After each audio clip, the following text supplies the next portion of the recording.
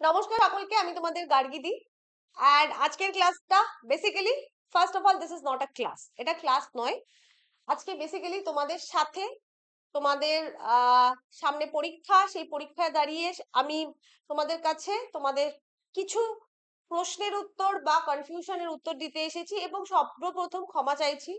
আমি এখন ওয়ার্কলোড এতটাই বেশি এবং এত বেশি হেক্টিক হয়ে গেছে শিডিউল, আমি হয়তো ম্যাক্সিমাম টাইমে কারোর হোয়াটসঅ্যাপ ফোনে উত্তর দিতে পারি না।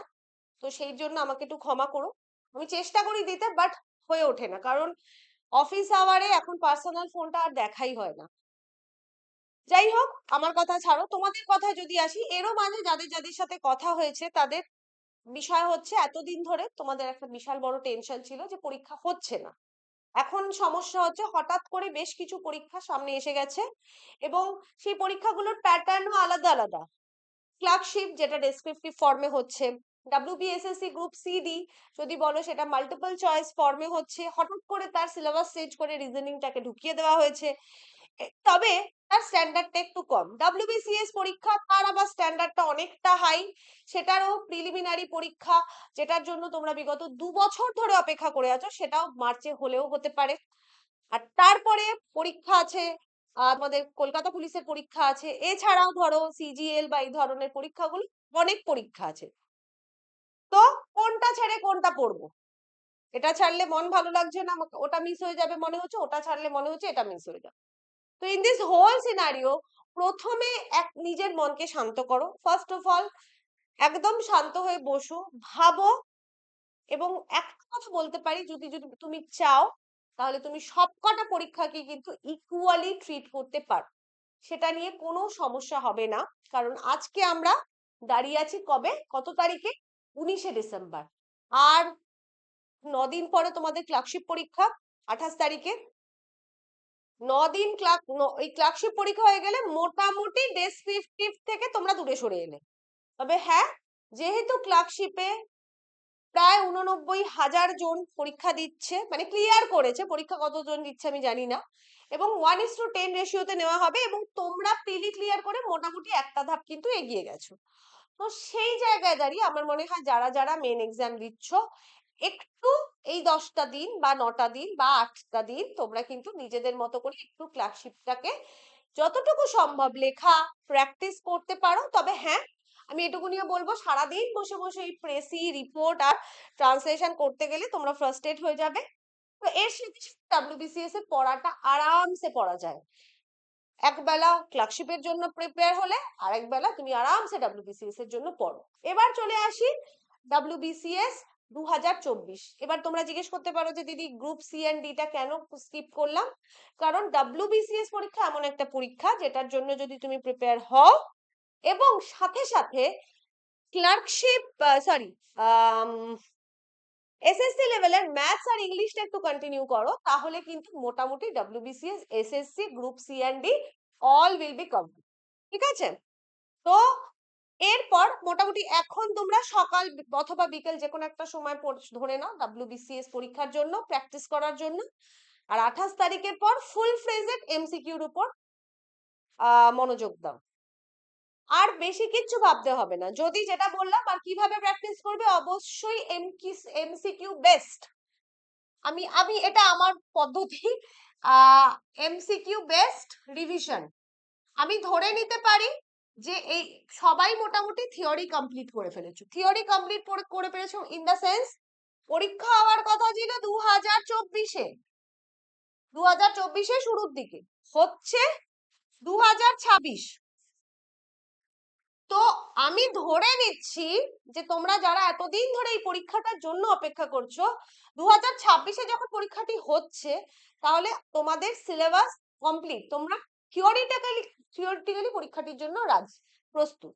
এবার তোমাদের তাহলে রিভিশন করতে হবে। রিভিশন করো এমসিকিউ বেসড প্র্যাকটিস রিভিশন। এর জন্য প্র্যাকটিস সেট কেনো, যে কোনো প্র্যাকটিস সেট। আইদার তুমি কলেজ স্ট্রিটে চলে যাও, আমি আর লিখছি না, কলেজ স্ট্রিটে চলে যাও, যে কোনো বই থেকে ভাই বলো যে আমাদের ডাব্লিউবিসিএস 2024-এর প্র্যাকটিস সেট দিন, প্রিলিমিনারির জন্য পেয়ে যাবে, কোয়েশ্চেন ধরো, সলভ করো। অথবা যদি চাও যে স্ট্যান্ডার্ড প্র্যাকটিস সেট চাই, তাহলে একদম আমাদের নোটবুকের যে ফালতু ব্যাচ আছে লিংক আমি ভিডিও ডেসক্রিপশনে দিয়ে দিয়েছি, সেটা জয়েন করে যাও। প্রত্যেক সপ্তাহে, নভেম্বর মাস থেকে অলরেডি শুরু হয়ে গেছে, প্রত্যেক সপ্তাহে দুটো করে ফুল লেন্থ প্র্যাকটিস সেট, মানে 200 নম্বরের, তার সাথে উত্তর আমরা দিচ্ছি এবং পরীক্ষা অবধি দেব। এবার প্র্যাকটিস সেট হয়ে গেল, প্র্যাকটিস সেট সলভ করতে শুরু করো। এমন প্র্যাকটিস সেট দেবে না যেটাতে প্রশ্নের উত্তর দেওয়া আছে। উত্তর ছাড়া প্র্যাকটিস সেট নাও, নিজের পড়াশোনা এতদিন অবধি যা করেছো সলভ করো, তারপর যখন মেলাবে উত্তরগুলো তখন দেখবে যে তুমি কটা উত্তর দিতে পেরেছো, তার মধ্যে কটা সঠিক হয়েছে, কটা ভুল হয়েছে।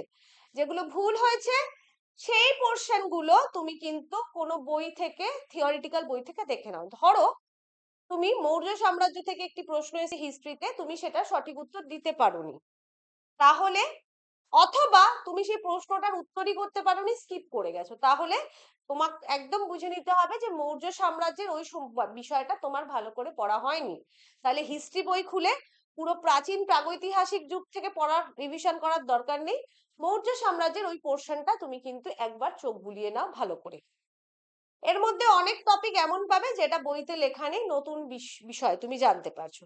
সেক্ষেত্রে একটি নোটবুক নাও, নোটবুকের মধ্যে 1 2 3 4 পয়েন্ট করে নিউ ইনফরমেশন বলে লিখতে থাকো।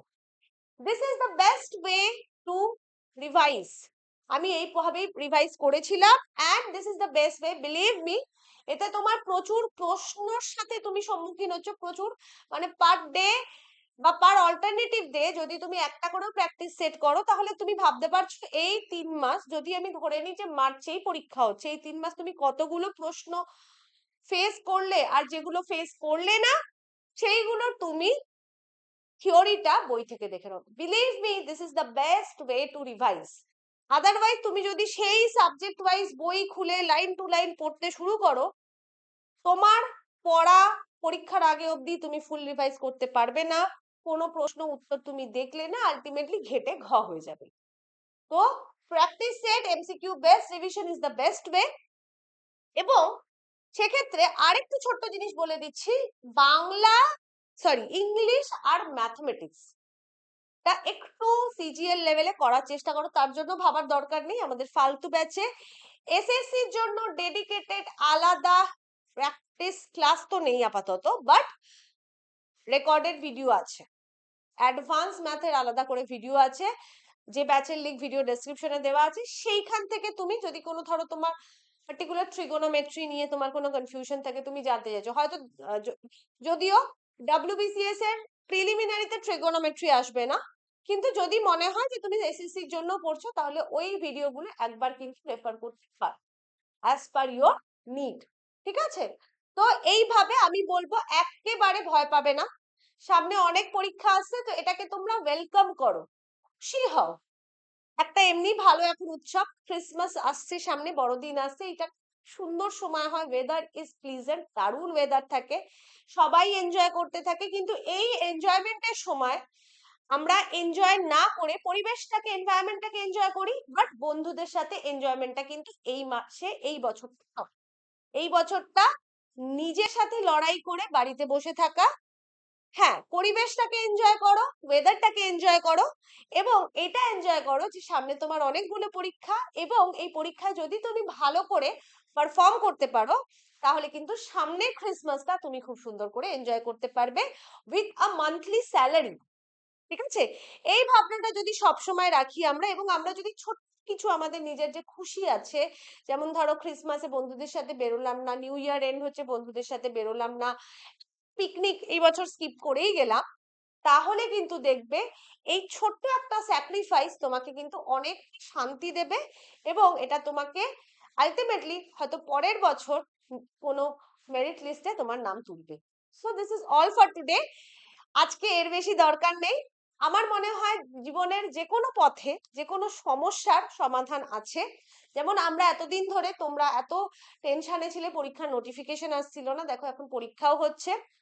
আজকে যেমন আইসিডিএস সুপারভাইজারের প্যানেল প্রকাশিত হয়েছে, তো এইরকম পজিটিভ কিন্তু অনেক কিছু আসবে, অপেক্ষা জাস্ট করে যাও।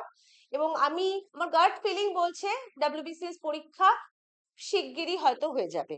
তো সেই জায়গায় দাঁড়িয়ে just prepare for the best one, নিজেকে বেস্ট লেভেল প্রিপেয়ার করো, কারণ এতগুলো সুযোগের মধ্যে একটা সুযোগ কিন্তু তোমাকে গ্র্যাব করতেই হবে, আর কোনো কিন্তু এর অন্যথা নেই, ঠিক আছে? তো দিদির পরামর্শ ভেবে একটু আমার কথাগুলো মন দিয়ে শুনো, এবং এই বছরের শেষ দিন শেষের সময়গুলোকে কাজে লাগাও, এবং নতুন বছর যাতে নতুন আলো নিয়ে আসে, নতুন স্বপ্ন নিয়ে আসে, নতুন উদ্দীপনা নিয়ে আসে, সেটাই চেষ্টা করো, ঠিক আছে? বাই, ভালো থেকো এবং গুড নাইট।